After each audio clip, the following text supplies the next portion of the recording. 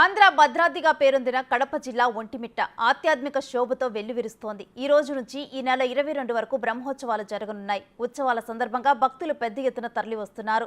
రాష్ట్రం నలుమూలల నుంచి పోటెత్తారు. భక్తుల సౌకర్యార్థం టీటీడీ అధికారులు భారీ ఏర్పాట్లు చేశారు. ఉదయం ధ్వజారోహణంతో ఉత్సవాలు ప్రారంభమయ్యాయి. 20న హనుమంత వాహనంపై రాములవారు దర్శనమివ్వనున్నారు. 21న స్వామివారికి గరుడ సేవ నిర్వహిస్తారు. 22న పండు వెన్నెలలో కళ్యాణ వేడుకలు జరగనున్నాయి. 26న పుష్పయాగంతో శ్రీరామనవమి బ్రహ్మోత్సవాలు ముగియనున్నాయి.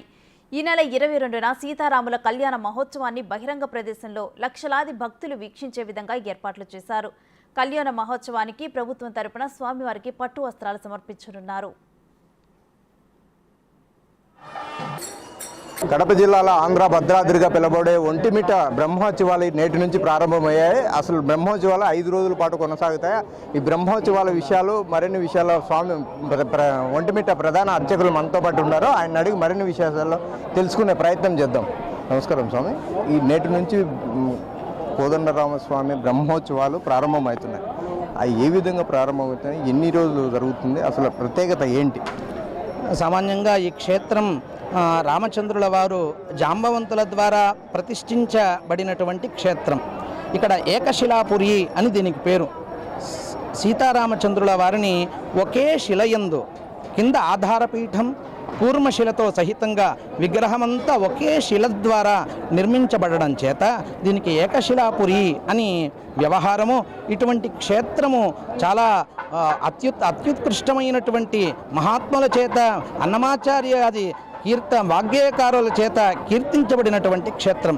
ఇక్కడ 9 రోజుల పాటు బ్రహ్మోత్సవములను శ్రీపాంచరాత్ర ఆగమోక్త ప్రకారంగా నిర్వహించడం జరుగుతుంది.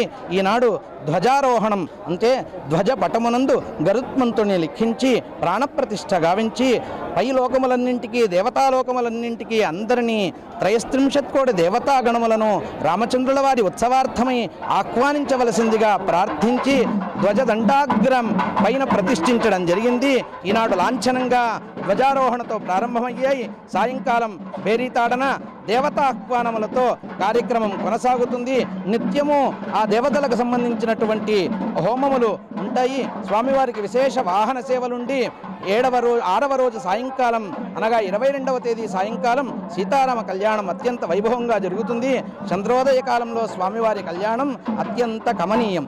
అటువంటి రామచంద్రుల వారి యొక్క కళ్యాణ మహోత్సవం మరుసటి రోజు పూర్ణిమ నాడు ఆ యొక్క రథోత్సవం విశేషంగా ఇక్కడ జరపబడతాయి. చివరి రోజు శ్రీపుష్పయాగంతో ఈ కార్యక్రమాలు మనకు పూర్తి అవుతాయి. నేటి నుంచి 5 రోజుల పాటు కొనసాగే శ్రీ కడప జిల్లాలోని కోదండరామస్వామి బ్రహ్మోత్సవాలు 22వ తేదీ కళ్యాణంతో ముగించనున్నట్టు తెలియజేస్తున్న ప్రభుజారి. కెమెరా పర్సన్ సుదర్శన్తో మధు, బిగ్ టీవీ, ఒంటిమిట్ట దేవాలయం నుండి.